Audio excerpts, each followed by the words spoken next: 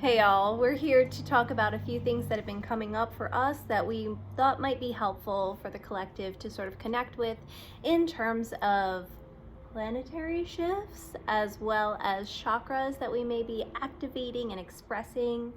The types of patterns that we're seeing and what we'd like to touch on today. So the big one that's come into my mind is definitely the Venus in retrograding Capricorn, which is going to be there until the 29th. Been personally, as well as experiencing through clients, that this is a time of reevaluating our relationships, all of our relationships. What kind of energy are we putting out there? What are we receiving in return? Is this fair? Is the exchange fair? Is it for the long term? Is it something we can build with together? There's a lot of reflection on our relationships, which is why that's what we do during a retrograde. We kind of look back. Right? Yeah, look in. Right? And Mercury is also in retrograde in the sign of Aquarius, so we're just kind of going back and forth on energetically where that shows up. And so the third eye chakra has been quite the theme in terms of like access points of how we get to that self-reflection, that inner space. And as the sun is beaming at my face, it reminds me of the third eye. It is the element. Light is the element connected to that center. It is a great way to actually balance that space. And when I perceive Mercury being in Aquarius in retrograde, it is like such a perfect time to get to a higher perspective. And the need of Aquarius is to awaken and to enlighten. And then sometimes it can happen very quickly, especially with Mercury, that communication, that insight happens fast. And so when we access the third eye energy, or when we're in tune with it, it allows us to perceive beyond, to look at things from different views, from maybe from perspectives we hadn't considered before. Maybe we're asking different questions, and questions that allow us to come up with different realities and different possibilities for whether it's our relationships or our businesses or our family situation, work, because Venus being in Capricorn in itself, the energy is what's the quality here? Is it going to be long term? Is this practical? Is there a foundation here? And when it's in retrograde, Venus goes retrograde every 18 months, so it really is like hey, let's take a look at the quality here, and see where I want to invest my time and energy. Does this make sense for me? Does it make sense for the other person? How am I showing up for other people?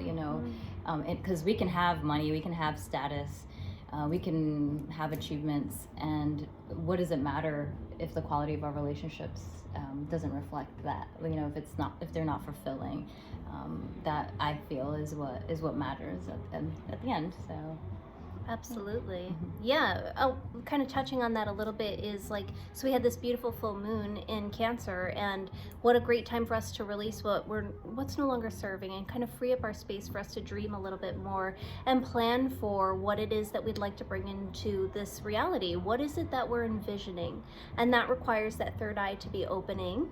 It requires for us to do self-reflection. It requires for us to be in tune with our heart, because just as Jessica was saying, we can manifest anything, actually. We all have the ability to do this.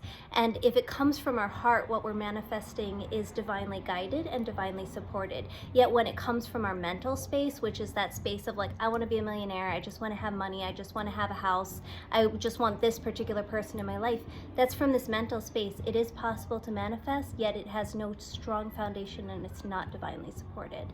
In fact, it's quite a rocky foundation. It's weak. It's a weak type of manifestation, and it's a violation of free will. So we don't do that. When we are thinking about the things that we want to bring into this reality, we get to feel into it first, which is why this connection between the third eye and the heart chakra is absolutely essential. Feeling into what it is that you would like to visualize more of, assist in altering your entire physicality, the reality around one.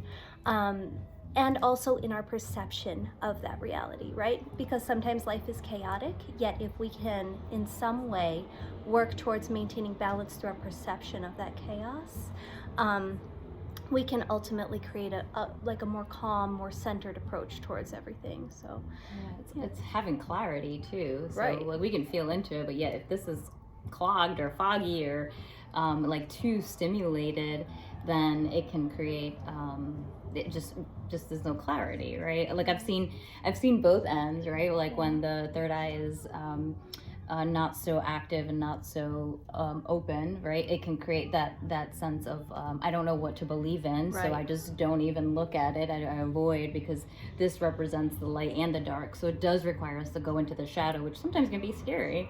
And then when it's overstimulated, it's like too many options, too many things going on, too spacey, and not grounded enough, right? Like everything is possible, yes, but we also get to tune in here and bring it into the physical space.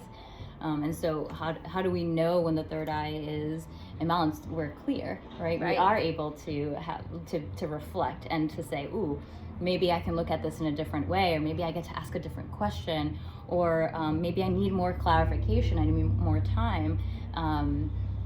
There's so many ways that it can manifest and can show up, but the key is to have these two interconnected, because the heart space is always going to be that true north, that true answer, whereas the mental space can really keep us in a sense of duality, right or wrong, good or bad, so on and so forth. So kind of surface level, superficial. And going beyond, because third eye again is connected to the subconscious, and like most of our actions are subconscious. Like 90% of what we do, it's like autopilot. We're just used to it. And so what happens when that reality gets shattered? It requires us to look at things differently. What are we projecting, right? Are we projecting from a space of clarity and faith and harmony, or is it coming from a space of anger or guilt, shame, fear of the unknown? Like that's such a big one for the third eye. We talk about that. We were talking about it the other day. Like just in the reality we're in right now, collectively, a lot of it is uncertain. So it's like, how do we deal with the uncertainty? How do we deal with the unknowns? Can I be strong in the sense of self, in what I perceive intuitively, and stay true to that? Right, because when we witness or experience those third eyes being a little bit diminished, it's generally the person cannot trust their own intuition. There's doubt. If you hear a lot of the I don't knows, even someone very aware of it may say, I'm seeking clarity, because there's an inability to trust the own intuition, and a lot of times it's connected to this heart center too. So we love to encourage our clients and people in our lives to trust their intuition, to exercise that muscle of that pineal gland, of our intuitive abilities. Practice it. Work with your intuition on a daily basis. Tune into what that gut, what the heart, what your internal compass is telling you about the situation, because as the third eye begins to open, what's going to be revealed may not always be easy to see. Sometimes it is the universe revealing true intentions, which can be like, wow, like what I was picking up on was 100% accurate, regardless of what that person was saying or doing in that moment in time. But learning to trust that initial instinct, and work with that and write it down, keep track of things. That's one way that we reflect back on our intuitive growth and begin to trust what's our innate gift. We all have this beautiful innate gift. It's just allowing it to grow and develop and learning to trust it. Remember that the element is light, so whatever we bring to light, it just, again, it brings clarity, and it brings us to a sense of inner peace and serenity within ourselves that it's unshakable, and it can't be taken from us, so to develop that is a true treasure, that is our gift. So tune in 100%.